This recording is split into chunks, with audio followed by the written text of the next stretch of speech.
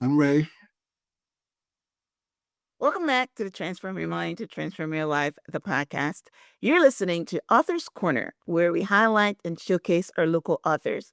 Today, I am speaking to Henry Bruneau, author of The Westside Riviera. And Henry and I are going to be talking on the topic building resilience from the sea. Welcome, Henry. Welcome. Thank you. You're very welcome. All right. So let me give you guys a brief synopsis of Westside Riviera. From the sun-drenched shores of St. Lucia to the bustling streets of New York City, the Westside Riviera is a captivating memoir that charts an extraordinary life shaped by adventure, resilience, and the ever-changing tides of fortune.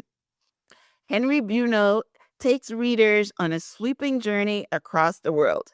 His childhood in the Caribbean, his daring escape to the sea, and the decades spent navigating both the waters of the Atlantic and the streets of Manhattan.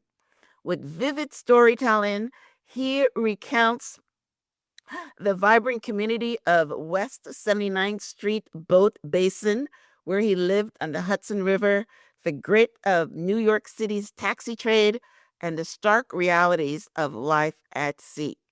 Brimming with humor, heartache, and the wisdom of a life well traveled, the West Side Riviera is not just a memoir, it's proof of the strength of the human spirit and the unbreakable bond to one's roots.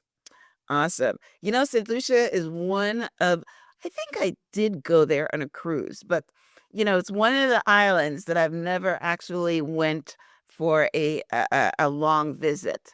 I was in St. Croix a couple years ago, but never St. Lucia. But I'm from the Caribbean as well, kind of the Caribbean. I'm from Guyana, which they say it's part of the Caribbean, but technically it's South America. But we consider ourselves part of the Caribbean. So, hey, so I'm talking to, a fellow traveler. I have visited Georgetown, Guyana, Uh-huh. and Boobies, where the marketing board is there. Okay, very nice. Well, I'm from Georgetown, and of course, I'm on the Berbice too. So, very nice. So, yeah, I gotta come visit You you. go up the Demerara River to get to the marketing board. Very nice. So that part of my stories is I traveled there and we picked up rice and then delivered to the other Caribbean islands. Very nice. Very nice. And your neighbor, Dutch Guiana, Uh huh. to the north, and Right. French Guiana and Brazil. Mm-hmm. And all of them were my regular ports of call. Nice, Yeah. nice. Okay, nice. All right, so great. I've also never been to Brazil or Yeah. Suriname. Suriname is interesting, Yeah, and French Guiana is also interesting. And in my book, you'll see I write a lot about French Guiana because that's my ship was one of the ships that bring most of the material to build the European space station. That's in French Guiana, Kourou. okay, very nice. So up and down, I traveled. Up and down. Okay, Yeah. so huh. All And right, not one time, several several times. times, right? Because you're on the sea. Very nice, very nice. So, as we start off, your book is a memoir of your journey. How would you describe your journey? Uh, my journey, I'll take it, is resentance, resilience, Right. unconventional, and deeply rooted in the tides of change. Okay. That's how I would recommend. All right. So, okay, so you're going from a label, right? But okay, so that's great. So let's talk about you're saying one of the last things you said there is deeply rooted in change. And when I hear about the sea and things like that, the sea is always changing. The sea is always flowing, right? Yes. So if I were to, have you talk about your journey from St. from Lucia. one country for Right. the other. There. Give me your take on your journey.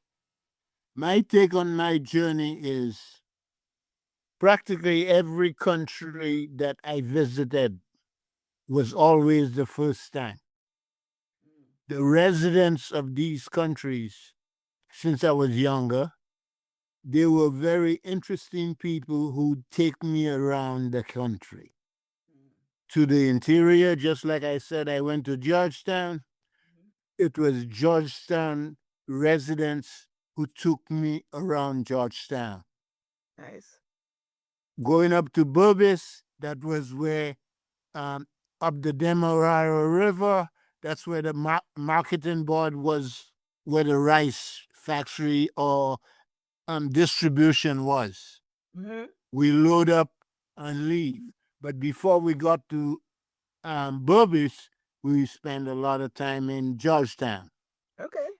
All right. So every place I had visited, or 3/4 parts of the world, is I found it very interesting, and two, with the help of the various natives of these countries, showed me around, and that's why it became so interesting, and I never forget. Okay. Well, yeah, well, I get that. One of the things I said is that I think I've been to St. Lucia on a cruise. Yeah, Cruise, you go there for spent a couple of hours. you can't really see the country very well, right? No. But yeah, when you one of the reasons that travel is so good for a person's soul and for their cultural experience is that when you go to different countries and you're able to soak in the culture, you're able to Yes, be there for a little while. And like you said, especially for the first time. right, right. So the people, if I were to sum that up, you're saying that people were very nice, people were very hospitable, and people, embraced you and took you around with Yeah. right. Okay. So if I were to put a label on your journey, it was a journey of inclusive of people you're not staying in one place. It's a really nice journey because Yeah. you're all over. So And then I had a different experience than like you on a cruise ship. You spend a couple hours in port. With me, practically every the type of ship I was on, I spent a week to maybe 2 weeks in port.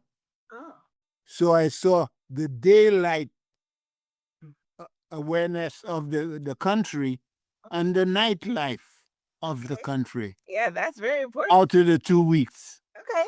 So And then I did that several times a year. right.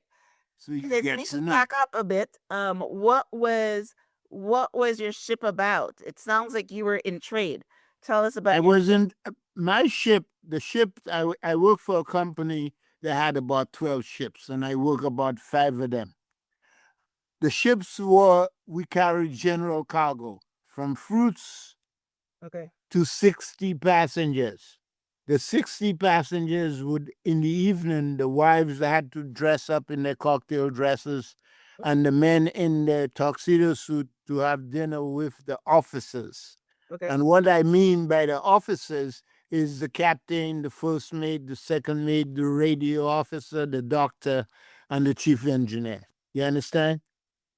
In the evening. And what happened, some places we carry not only fruits, but we carry trucks, cars, Hmm. hardware, maybe even arms Okay. and animals. Like, for example, we carried live animals, which in my book I wrote about it. We carried live animals from Colombia, Venezuela to Martinique and Guadeloupe and France. In that transition, you would see I mentioned in the book that remind me of the slave trade Ah. Well, because what yeah, happened, but the slave trade, they were carrying people. live cargo, Things. Right. live people, and it took longer from from Africa Right. to the West Indies and America. Right. But with us, we took it from Venezuela and Colombia, and every 4 hours they would check on the animals, Mm. and some of them used to fall down in the barricade. And we had a cattle rod, an electric stick, and you stopped them to get up. If they didn't get up, you threw them aboard. Board. Right. Okay. You understand? I now see the correlation to the slave trade because that's exactly how they have. Yes. That's why I associated and I wrote in my book about that. Right. Right. Then the next group area where I was sailing is from Europe to South Africa, especially when I first started going to South Africa, Cape Town. Robben's Island was where, what's his name? Nelson Mandela. Right. Nelson Mandela was. Right. So I experienced where I was told where I can go and what not to go. Apartheid. And deeply in my book, you'll see I mention how they treated the blacks. blacks, Right. how much they got doing the same jobs. What I noticed, like in Cape Town, the biggest department store I saw there, since I live in America, remind me of Macy's or Harrods Okay. in Cape Town, and that store is still there. Okay. Wow. Durban, same thing. Port Elizabeth, same thing. Okay. Tanzania, East Africa was the same thing. And they had another history there. So your ship was able to travel from the Caribbean all the way to South Africa? It must have been Yes, and back. it must have been a big ship. Yes, it was about 600 feet long. Okay. All right. Okay. A crew of maybe 150. Wow. Wow. Nice. And we did that back and forth. Back and forth. Okay. Now, the other funny thing that was happening, I'm a diesel engineer, the deck people, we were carrying diamonds, golden diamonds from Cape Town, Durban, and Port Elizabeth, and take it to Antwerp, Belgium. But they used to, it was in containers, but wooden case to protect it. And guess what? They would write on these things, explosive. You follow the decoy? Yeah, they don't To want keep people from right. explosive. Right. So one day, whilst living in America, I never knew that's what we were carrying from Cape Town and Durban. But we know we always went to Antwerp, Germany.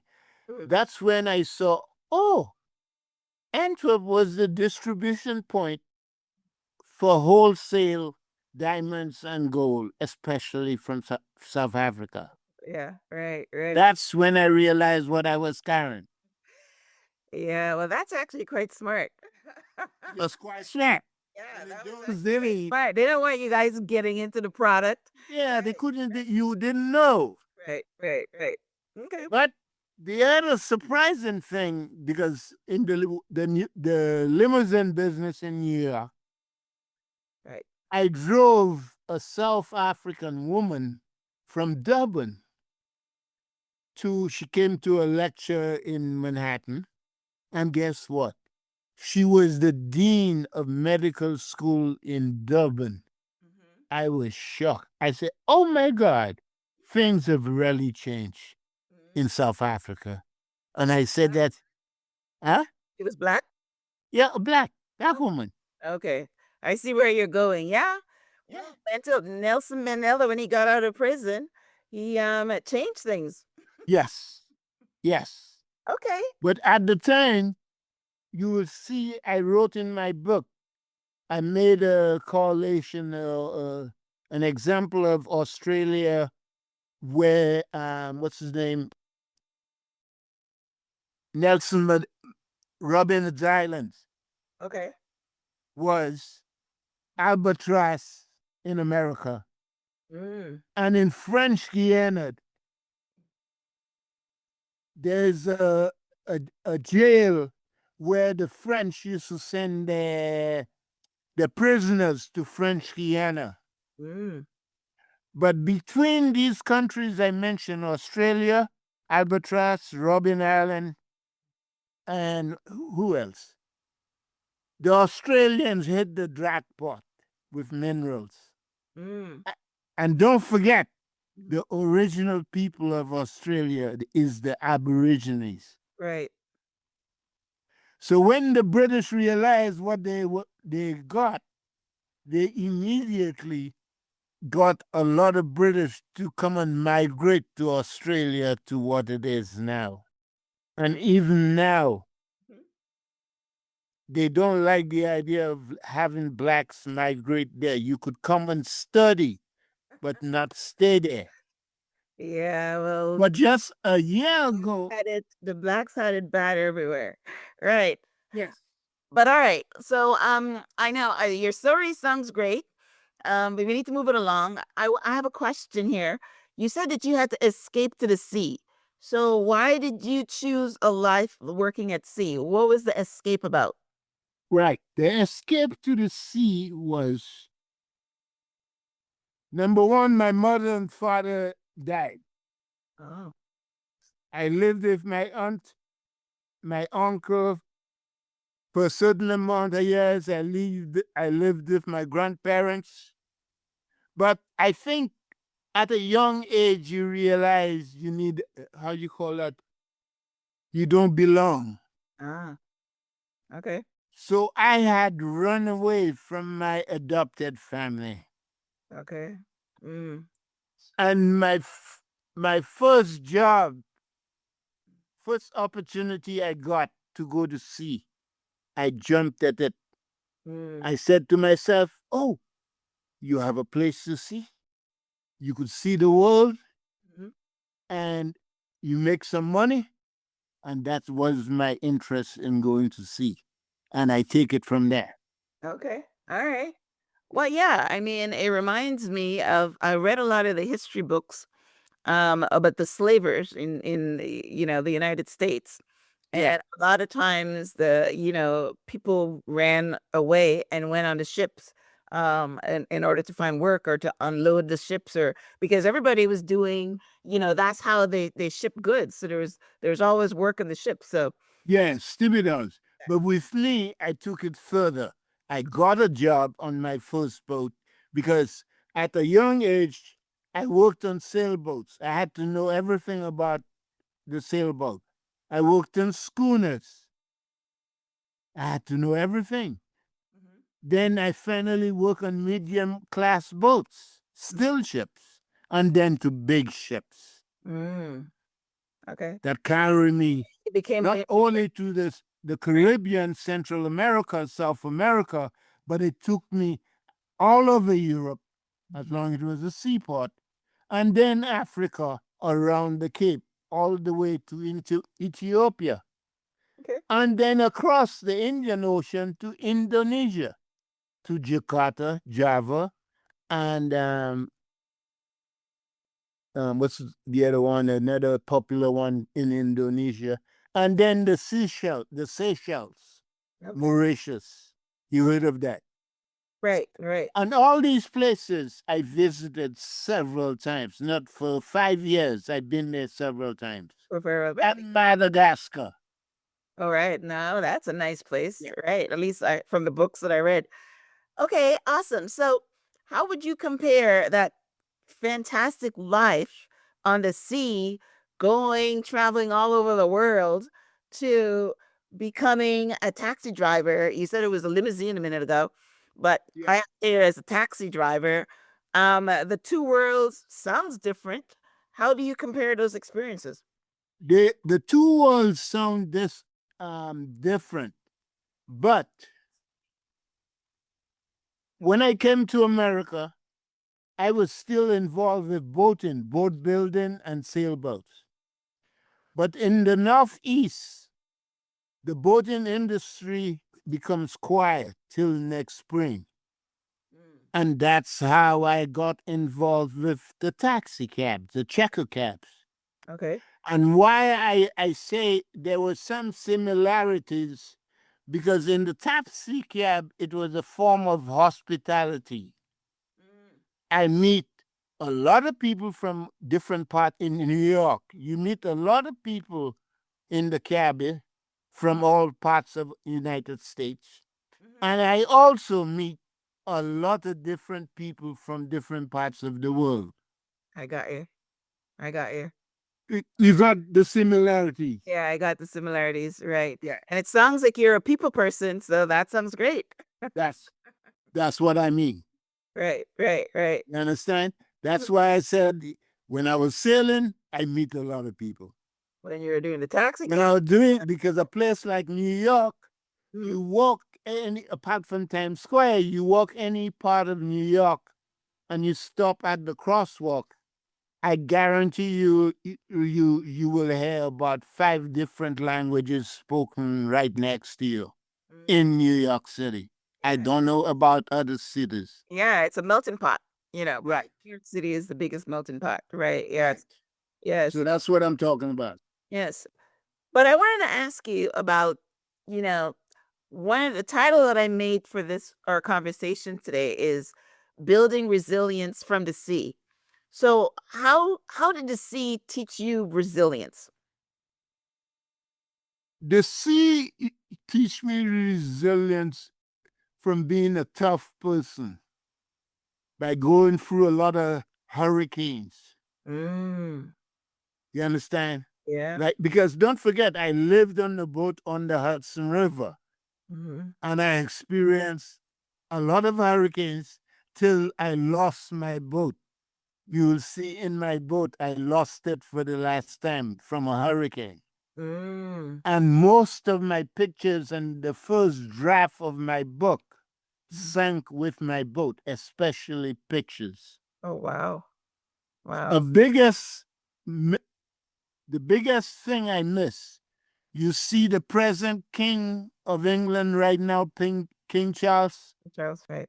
I met him, Oh took wow. a picture with he and his sister coming out from the Prince, the Welsh castle in South Wales, in Cardiff. At that time, you didn't have to worry about terrorism. I was shopping in the street where that main gate opened, and who came out of the car and greet the few people that was there, and I was one of them. That's so beautiful. You understand? But unfortunately for me, the picture I took with him at the gate, with he and his sister, Mhm. I lost it when my boat sank. Wow. But Yeah. like I said, But this South Wales was my headquarters, my boat headquarters, and I shopped in Cardiff, South Wales. Mm. Yeah, that's what happens, you know, a lot of times when people have fires and things like that, Yeah, yeah. the pictures or the memories that they can't get back, they can get everything else. So yeah, I'm sorry to hear about your boat and you know, we're talking about this on the heels of the hurricane in Jamaica, Hurricane Melissa. You Oh know, yeah. don't talk too much Like, about boats I've there. been through hurricanes like that at sea, but in New York, especially in New York, I, I've went through over the 20 years on my boat many hurricanes, especially in like November, December. They call it northeasters. Right. But the one in Jamaica, Category 5, as a seaman, I have been through that at sea in the North Atlantic. So I understand it. But when you lose things, Yeah. like me, when I lost mine, it was a 2-day storm. The storm was on a Thursday night. And when I thought the storm was over, it came back whilst I was at work.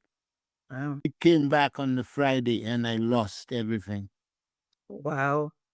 So you gotta have the mayday rescue thing. Somebody's gotta come. Well, usually you are, yeah, if you're at sea, Right, right. because they had times in the middle of North Atlantic, I have noticed whilst we're going through major storms, I'm a big ship and we have problems. I looked to my left or south, I saw a sailboat riding the storm. And I had a small boat, riding the storm. Wow. He Yeah. could write it better than me. You understand? Right. But I work in the engine room. And you want to know what was our indicator for us to bail out? You know, like the big clock you have in your house, Right. clock in the kitchen or in any part of your house. Mm. If the boat lists on the on the right side, and you see 20 pass, don't ask no questions. If you working in the engine room, get yourself on the top. Oh wow. No, that's great. If you notice the clock, and all of that is during a hurricane, because during a hurricane we are at the center of the engine, paying attention to the gauges and everything. Mhm. So if it lifts to the left and you see it goes 25 pass, get the hell out of the engine room. That was our indicator for life and death Wow. of the ship. Wow. On the right, 20 pass. On the left, 22. Mm. Hmm. For anybody working in the engine room. And Mm. like I said, when we go through storms, especially when we're on duty, we are not doing any other stuff in the engine room. We all paying attention to that Right. because we are deep down in the engine. Mm. Wow. You got me? Wow, wow. Yeah, well, of course, I've only seen the storms at the on the in the movies, but you've been through it. So now I see why you wrote this book because you've got a lot of stories. My Yes, ma'am. goodness. This is like history here. So Yeah. I'm glad you wrote it. So tell us in your words, why did you write the book? And what do you want readers to take away from your stories that you put in the book? Why I write the book is I've always been putting together notes and pictures to write a memoir one day. But when I lost most of my memoir, my notes, maybe about 10 years ago, I lost a major thing. And when people who know me and people who have met me and they realize what I have been through, they said, why don't you write a book? And that's when I turn around and tell them, yes, I have been writing a memoir. I've been putting it together until I finally put it through You put it 60 days ago. All right. Well, Yeah. that is amazing. So, your book is called The West Side Riviera. Rivera, Right. life aboard the 79th Street Boat Basin, because 79th Street Boat Basin in Manhattan, people who walk on Riverside Park or drive on the West Side Highway or come down the Hudson River, they always had a curiosity about that place. You got me? Right, right. Mhm. And my neighbors were people like Malcolm Forbes, Forbes magazine, Geraldo Rivera, whatever you call him. Geraldo, you know who I'm talking That's what about. I'm talking about. Yes, yes, yes. He was my neighbor. He had a slip like me, my neighbor. Hmm, Avis Rent a Car, the owner of that company, had a boat there. hmm. And the funny thing about Avis Rent a Car, I don't know if you remember when the guy who was the governor of California, what's his name again, Sonia? Um, Arnold Schwarzenegger. Schwarzenegger, right. You remember after he left, he was busted. He had his mistress or his one of his workers, his housekeeper. He had Right, right, right. a son. Right, right. Avis Rent a Car, Mr. Avis. I would think top this guy. Only he didn't have children. He had a 75-foot boat in the marina. Lived because everybody in the marina had a second home. And Right. Avis had a 75-foot boat. And when he wanted to take a break, he comes on his 75-foot boat, and guess what? He had two Colombian women on caretaking. You understand? Yeah, yeah, right. In Yeah. other words, he have a whole wife and kids up ashore on Central Park West. Yeah. And when he wanted to take a break from there, he comes and here is his two Colombians. Big Shaw, everything is all right with him. That's right. Okay. So that's where I say he top Arnold Schwarzenegger. He top Schwarzenegger, right? Yeah. Amazing. Well, yeah, listen, your book sounds really, really interesting. Yeah. And yeah, you were, for somebody that's never been anywhere, you're telling stories, you're taking Yes. with your words.